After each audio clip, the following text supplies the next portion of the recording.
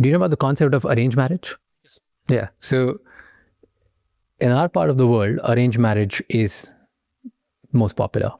Your love marriage. Which one do you think? Because I read your newsletters, like they're all about men, women, dating and all that stuff.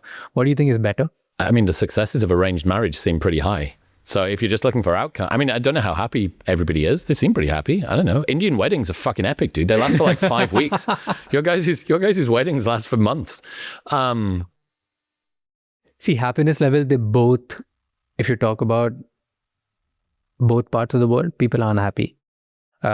It's just, here you can file for a divorce. There, probably if 100 people want to file divorce, maybe 0.1% people. No.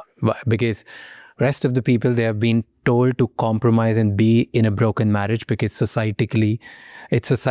according to society, it's a bad thing. It's a bad sign. So you have to live under that. Yeah. You're being ostracized if you decided to do it. I don't know, dude. I mean, look, the success of marriage at the moment in the West is not fantastic. Yeah. Do we go to an arranged marriage solution? I'm not sure, but I certainly think that there's a lot to be said for the challenges of optionality. Like too much choice is it sounds like something that you want, but functionally ends up being an absolute catastrophe. Now, if you can always sort of swipe your partner away, why stick about to make this work? It's hard. Relationships are hard. And if you know that there is an infinite number of people coming down the pipe, I think people leave marriages and relationships sooner than they should. There's a certain cohort of people that leave way later or don't leave at all and should have done. And I understand. But it seems to me like a little bit more India would perhaps be, some more of that social pressure might be useful. What do you think is the single most uncomfortable thing which men and women today needs to hear about why relationship is failing in the world where it looks like there are unlimited options? It's very hard to force desire. And this is maybe one of the biggest challenges of arranged marriage. The people that we desire and the things that we like are not really of our making. Like, yeah, being around someone can cause you to become familiar with them, and that familiarity can lead to desire.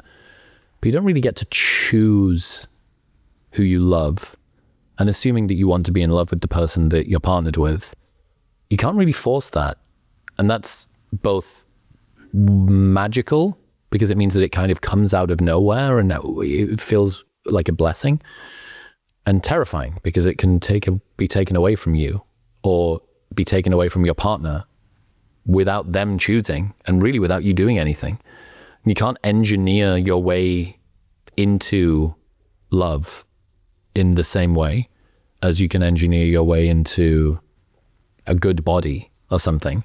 Like, yeah, there's ways that you can reliably make someone more or less likely to fall in love with you or more or less likely to fall out of love with you. You don't get to force desire in that way. And I think we don't like to hear that because it makes our relationship feel like it's outside of our control, both as the person who may fall into love and the person who may fall out of love. That's pretty uncomfortable. But desire is a tricky thing, right? Like, you just can't operate out of desire. No, of course not. But a relationship that has no desire in it, that's also bad. It's going to be horrendous. But the relationship which is only built on the foundation of only desire, it's also not good. No. You need compatibility. You need to have a degree of regulation, friendship. I think that everybody should get into a relationship with a podcaster. I think that's my number one piece of advice. And the reason is, hold on, I know this sounds self-serving. The reason is, a relationship is basically one long conversation. The sort of person that you're looking for is someone that you can speak to for 20,000 hours and not get bored. Because ultimately that's what you're going to be doing. You're going to be relating to this person, talking. Do they interest you? Do they surprise you with their opinions? Are they learning and growing?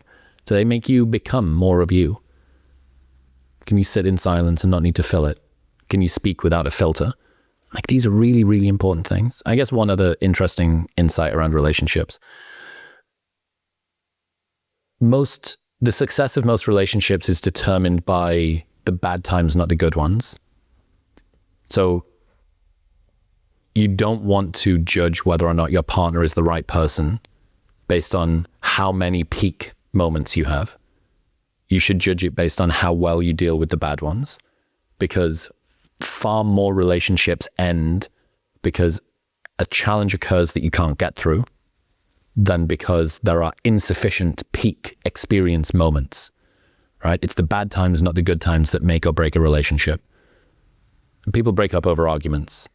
They don't break up over slightly subpar holidays. You know what I mean? Yeah. Yeah.